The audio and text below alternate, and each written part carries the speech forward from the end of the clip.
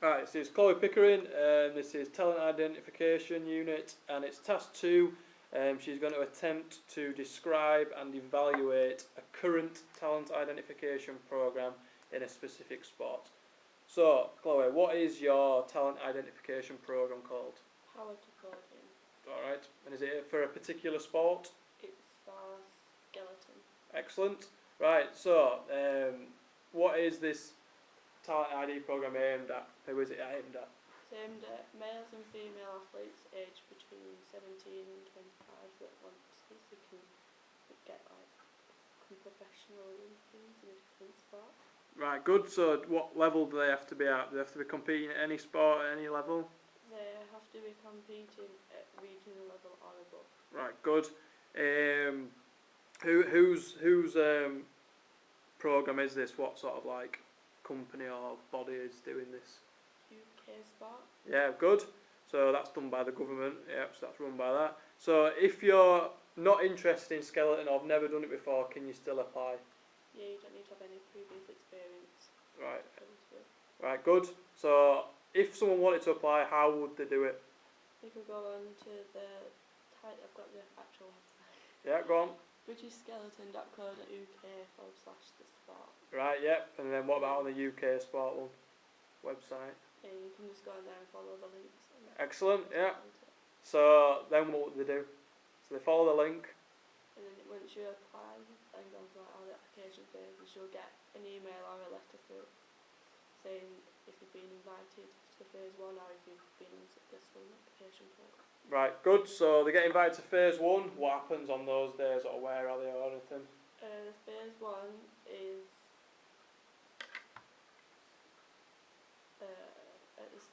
at the end of April and the start of May in 2014. Good. So what would happen at phase 1 then? This is the selection phase, so they'll do general fitness tests to make sure that the athlete is fit enough to do the sport and can cope with the demands that the sport brings. And they'll do tests like the bleep test to make sure that they're stamina. Right, good. What other tests would they do? So bleep test. What other kind of fitness test would they be?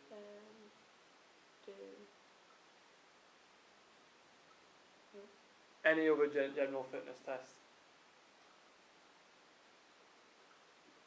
So they could do the sit and reach to see how flexible they are, to see if they can push it. Right, good. Right, so we've got different generic tests. Then what happens after that then? And if they're successful in phase 1, they'll go on to phase 2, which is at the beginning of July.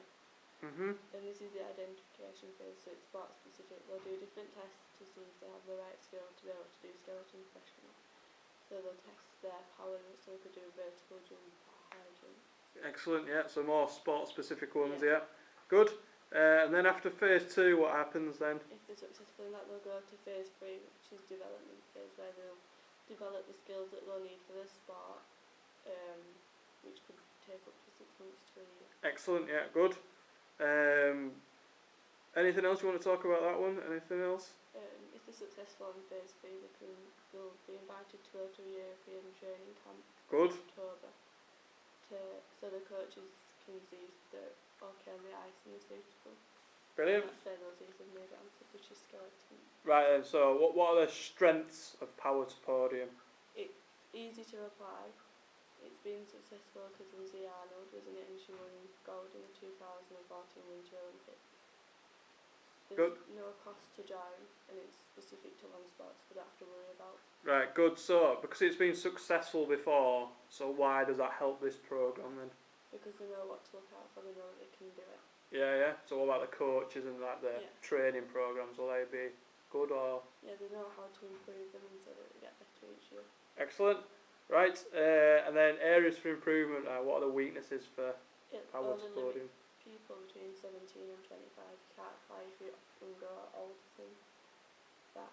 And you only get one chance to do it, and the location of the phases could be hard for the participants because they might not be able to get to it. Right, good. So what do you mean by they only have one chance to do it? You can only apply once. Once you've applied it and you've been unsuccessful, or you've got to phase 1 or phase 2, you can't apply again and try again.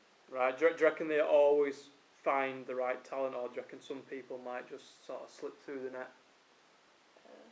I think sometimes people might So if you had 500 people doing one fitness test, right, do you reckon they could just sometimes might not have a good day, might be ill or something? Yeah, they might be sick of being ill, or they could have family problems and stuff. They might not be able to make it to the assessment. Yeah, then you mentioned something about location, so like the phase 1 tests are in Bath, Loughborough and London. So what about that as a weakness? Well, if like they can't drive physically, or they've got nobody else that can drive them there, they might find it difficult or expensive to get transport to the location. Right. So have you heard about these kind of talent identification programs in the past? Not really, no. Right. So why is that a weakness then as well? Because no one's really heard of it. There's like no advertising for it, so they're not going to get as many applicants as they could be able to. Good. So it's not really getting out to absolutely everybody. There could be someone at Port Bank School. Yeah. And if they don't find out about it, Could have been the next game. you could have been. Alright. Yes, you could have been. Alright.